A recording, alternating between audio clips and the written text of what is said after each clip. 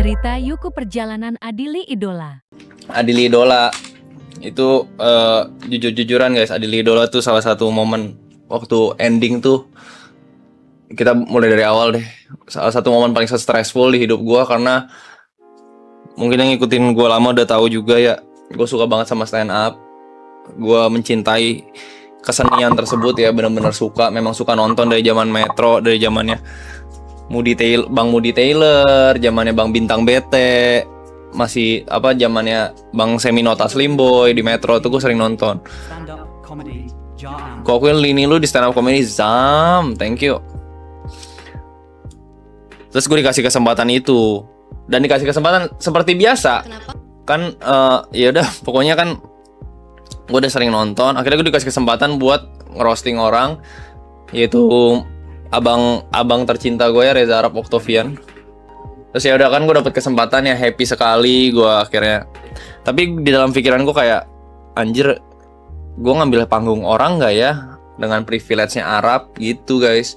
Padahal kan harusnya banyak komika-komika yang panggungnya itu segede ini gitu. Pertama kali stand up di depan 1.000 orang, pertama kali stand up di depan banyak orang, debutan, masuk pay per view. Ada kemungkinan ada kemungkinan nongol di Netflix, karena Adili Idola sebelumnya kan nongol di Netflix kan. Intinya banyak lah yang bikin gue overthinking. Akhirnya gue tuh open mic pertama, kalau gak salah tuh ada deh. Open mic pertama tuh gue rekamannya ada, open mic kedua tuh ada. Open mic pertama tuh lumayan pecah, dengan materi seadanya yang gue tulis hari itu tanggal 20-an bareng sama Bang Wawan tentu saja. Lumayan pecah karena pembawaan gue dapet, delivery-nya dapet.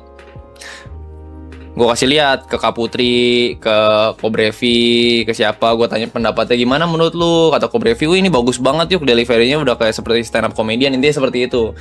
Semuanya positif. Kobrevi tapi ngasih poin-poin, tapi artikulasinya di sini mesti lebih jelas, penekanannya mesti lebih jelas, jangan terlalu banyak pakai diksi yang ribet karena orang nggak bakal connect. Intinya gitulah. Oke, masukannya gue terima gitu.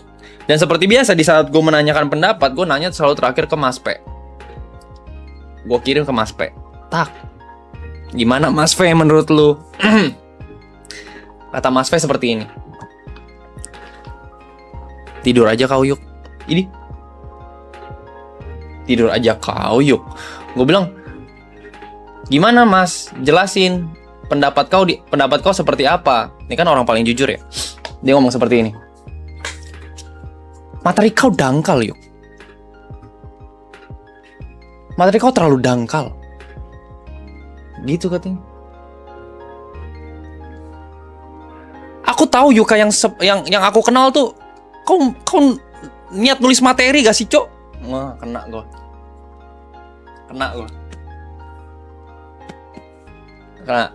Jujur, semua feedback positif kecuali dia. Jujur. Tapi memang benar, gue nulis materinya hari itu memang agak malas-malesan, betul, ya kan? Pokoknya sampai open mic kedua ternyata gue tuh agak ngebom karena gue kecapean ya. Sebenarnya gak ngebom, cuman ketawanya tuh gak sepadet yang pertama. Akhirnya gue dikasih tahu. Nah ini di open mic kedua nih, gue dikasih tahu sama Bang Wawan, Yuk, intonasi lu tuh gak kena. Pembawaan lu gak kena hari ini. Kenapa? Karena antara premis sama punchline, intonasi lu sama. Harus ada penekanan atau dibelokin, intinya gitulah. Terus gue kayak, oh iya ya, stand up comedy seperti itu ya. Lihat Bang Coki, lihat siapa. Pasti ada perbedaannya antara premis sama punchline. Bang Indra kalau misalnya punchline tuh agak ketawa apa enggak, agak flat gitu. Pokoknya selalu ada perbedaan lah. Akhirnya H-1 tanggal 29 malam, Side Brother ngumpul, si Mas P ngomong lagi ke gue, aku tuh takutnya kau nyesel yuk. Kau tuh terlalu dangkal, intinya gitu kan. Iya mau seperti apa Mas P, gue bingung, gue juga gak kepikiran gitu. Intinya belum kepikiran lah guys, karena materi gue tuh masih standar. Jujur memang standar, which is betul, ya kan. Yaudah gue balik lah. Gue bilang yaudah, mungkin gue mesti berpikir lagi gitu soal materi. Akhirnya gue balik, gue ke ruangan paling atas sendirian, tuh yang Karen lagi pada ngedangdut segala macam. Kalau kalian TikTok gue naik, gue lihat materi gue coba run through, dalam artian gue coba bawain materi per materi, bla bla bla bla bla bla bla bla bla bla. Terus kayak, oh iya masih di dalam di sini, kayaknya masih bisa nih di sini dieksplor nih. Kayak yang materi tentang tentang orang tuanya Mas Reza itu kan tadi gue gak kepikiran, gak gue dalemin. Premis-premis tuh banyak yang gue dalemin jadinya. Gue tulis. Yang ngerosting Bang Panji itu awalnya gak ada guys. Gue tulis tuh ada videonya, cuman videonya gemak suaranya. Gue tulis. Akhirnya, ini udah jadi nih. Gue udah ngebayangin di panggung bakal seperti apa, openingnya pengen attitude seperti apa, dan lain segala macam. Sudah gue planning lah intinya, udah ada plottingnya gitu. Ini kayaknya, pokoknya waktu gue nulis, ini kayaknya pecah sih gitu kan. Tapi kan kalau misalnya lu punya materi, kalau lu gak try ke open mic atau apa kan lu gak tahu seperti apa kan. Akhirnya pertama kali gue cobain adalah ke Michelle. Materi gue yang baru. Gue tahu materi gue bakal pecah karena Michelle ngakak.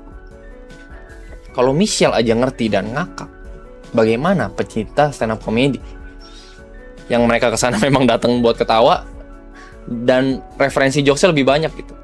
Michelle aja ketawa gitu.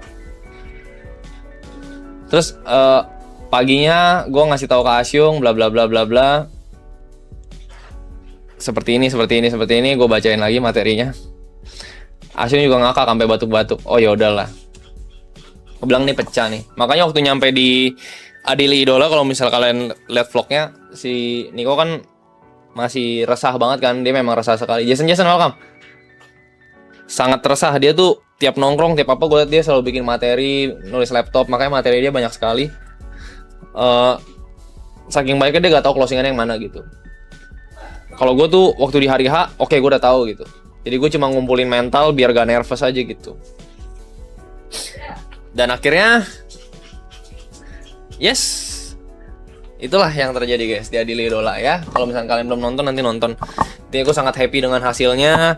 Sampai sekarang pun masih terasa gitu happy-nya kalau misalnya klip-klipnya nongol. Dan terima kasih juga buat Mas P ya udah wake me up. Makanya gue selalu nanya dia pendapat tuh paling terakhir karena memang dia sejujur itu guys.